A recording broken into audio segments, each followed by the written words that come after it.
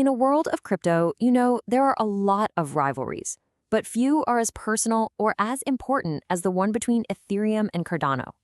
And this isn't just about two competing pieces of tech. Nope, this is a story that started with a huge disagreement between two of the most brilliant minds in blockchain, and it led to two totally different visions for the future. And believe me, this rivalry is alive and kicking. Just recently, Cardano's founder, Charles Hoskinson, dropped this little comment. Ethereum 3.0 will have it all figured out. That's a serious jab. He's basically saying Ethereum is still trying to fix problems that Cardano was designed to avoid from day one. So that brings us to the big question, right? Is this whole thing just a personal grudge playing out on a global stage? Or is this intense competition actually the very thing that's pushing the entire world of crypto forward? That's what we're going to dig into. To really get what's happening now, we have to go back to the beginning, because this whole story didn't start with two rivals. It started with one team, one project, and a single disagreement that split them apart and set them on two completely different paths. At the heart of it all are two people: Vitalik Buterin, the genius who came up with the idea for Ethereum, and Charles Hoskinson, who was right there with him as one of the original co-founders. But they hit a major roadblock over a huge question. Should Ethereum be a nonprofit or a for-profit company? They couldn't agree, and that led to Hoskinson leaving and eventually deciding to build his own blockchain from the ground up. So the split goes down in 2014. Just a year later, bam, July 2015, Ethereum launches and it just takes off. But Hoskinson, he went a different way.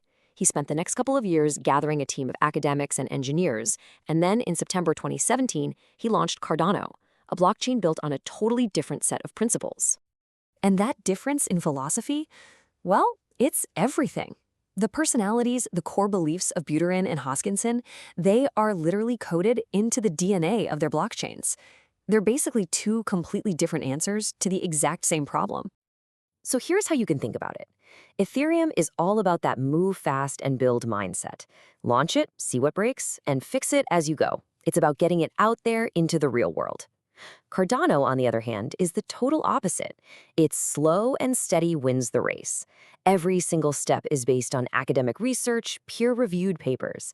They try to get it perfect before it launches. It really is the classic tortoise and the hare story.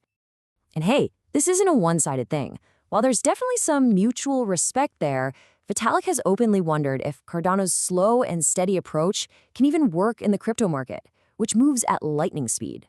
The idea that if you take too long to perfect something, the world might have already moved on. Okay, so that's the backstory. With all that in mind, how do these two giants actually stack up today? Let's put them head to head and look at their market power, their tech, and how their ecosystems are going.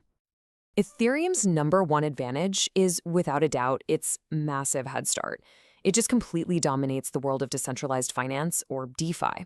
We're talking more than half of all stablecoins, which are the absolute lifeblood of the crypto economy, are built on Ethereum. Think Tether, think USDC. That's why huge players like JP Morgan are building on it. That network effect is just so powerful.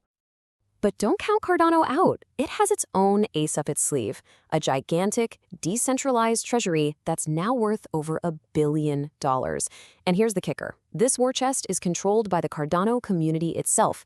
They get to vote on how to spend it to fund new projects, making it a truly self-sustaining system. And while it might have had a slow start, Cardano's ecosystem is really starting to pick up steam now. It's got over 1,000 apps running, it's finding ways to work with Bitcoin, and it's even being used for microfinance in parts of Africa. And that kind of growth gets attention.